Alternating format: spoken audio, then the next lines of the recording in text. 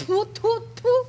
একবারে পায়ের উপর পা তুলে আমার সাথে ঝগড়া করতে আসবি না নে। কে আসছে তোমার সাথে পায়ের উপর পা তুলে ঝগড়া করতে?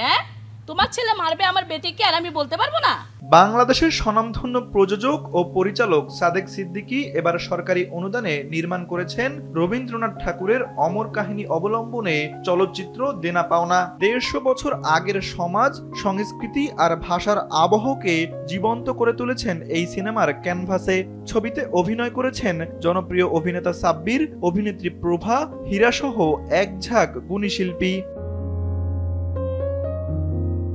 দেনা পাওনা শুধু একটি সিনেমা নয়, এ যেন বাংলার অতীতকে নতুন প্রজন্মের সামনে জীবন্ত করে তোলার এক অনন্য প্রয়াস। RICL TMX, যুগের পর যুগ স্থাপনা থাকে মজবুত। পরিচালক সাদেক সিদ্দিকী জানালেন, এটা আমার একটা স্বাদের এবং খুব ভালোবাসার সিনেমা দেনা পাওনা। সরকারি অনুদান পাওয়াতে আমি খুব কৃতজ্ঞ এবং রবীন্দ্রনাথ ঠাকুরের একটা অপূর্ব সৃষ্টি দেনা পাওনা গল্প অবলম্বনে এই সিনেমাটি দেনা পাওনা। আমি এটা নির্মাণ করছি। আমার দুইটা জিনিসের প্রতি খুব ভালোবাসা আছে, অহংকার বোধ আছে। একটা হলো মুক্তিযুদ্ধ, আরেকটা হলো রবীন্দ্রনাথ ঠাকুর। একজন মুক্তিযোদ্ধা হিসেবে সেটাকে গুণ করি এবং রবীন্দ্রনাথ ঠাকুরকে আমার সবসময় সর্বাধুনিক মনে হয়। দর্শকের কাছে আশাবাদ থাকবে যে অন্তত আপনারা একটু ভালো ছবির প্রতি পৃষ্ঠপোষকতা করবেন, দেখবেন, হলে যাবেন। সবাই তো জানে যে রবীন্দ্রনাথের একটা গল্প দেনা পাওনা, এবং আমার চরিত্রটার নাম হচ্ছে নিরুপমা। এবং নিরুপমা একজন শিক্ষিত মেয়ে, যে বড় ঘরে বিয়ে দেওয়ার জন্য যে ট্র্যাডিশনাল যেই ব্যাপারগুলো, যে সনাতন ধর্মেতে যে মেয়েদেরকে বিয়ে দেওয়ার সময় অনেক কিছু দেয়া, একদম একটা লেনদেনের একটা ব্যাপার, এবং সেই ক্রাইসিসটা আর কি ওই ফ্যামিলিতে কতটা এফেক্ট ফেলে। এবং শ্বশুরবাড়িতে যাওয়ার পরে নিরুপমা যেই মেয়েটা আসলে অনেকভাবে সাফার করে, বিকজ দেনা পাওনার ওই ডিলিংসটা আসলে কমপ্লিট হয় না দেখে ও আসলে যৌতুকটা সাফার করে। দেনা পাওনা গল্পের মধ্যে কিন্তু একটা মিনিং বোঝায়, দেনা পাওনা মানে অর্থবহুল। আমি আমার ক্যারেক্টারটার কথা বলি, দেখেন যেখানে 5 ভাই থাকে, তাদের একটা বোন থাকে। এই ভাইটা হচ্ছিল সংসারের দায় নিয়ে চলে, সংসারে ভালো না, কিন্তু অনেক সময় হয় না যে ইচ্ছা করে কিন্তু সীমাবদ্ধতা, অর্থের একটা সীমাবদ্ধতা, আবার আমি একাই কেন, সবাই মিলে।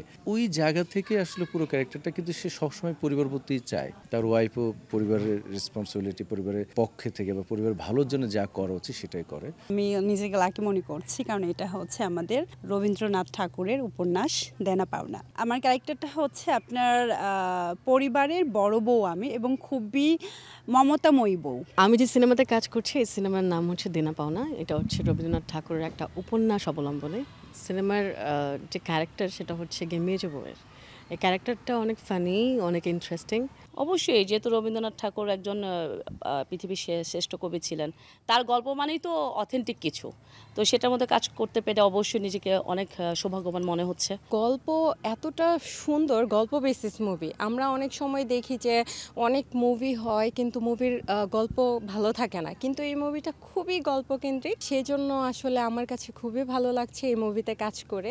সচরাচর যে আমরা কাজগুলো করি না, একটা আলাদা একটা ধাঁচের বর্তমান আধুনিক যুগের কাজ, সেখান থেকে বের হয়ে একটা ডিফারেন্ট পুরাতন যুগের একটা কাজ করতে অনেক ভালো লাগছে।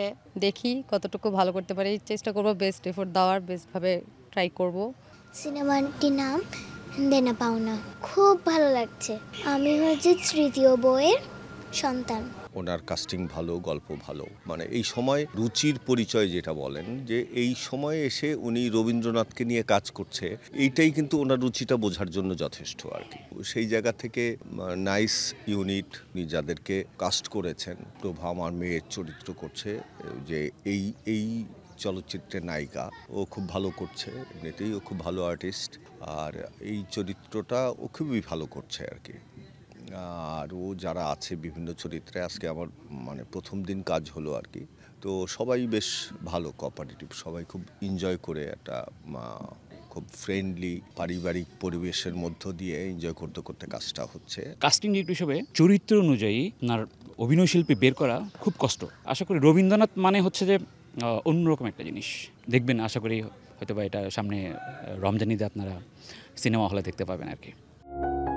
সিনেমার গল্প অনেক সুন্দর। সিনেপ্লে নিয়েও আমি ভীষণ আশাবাদী। সবাই দোয়া করবেন, সিনেমাটি মুক্তি পেলে হলে গিয়েই দেখবেন।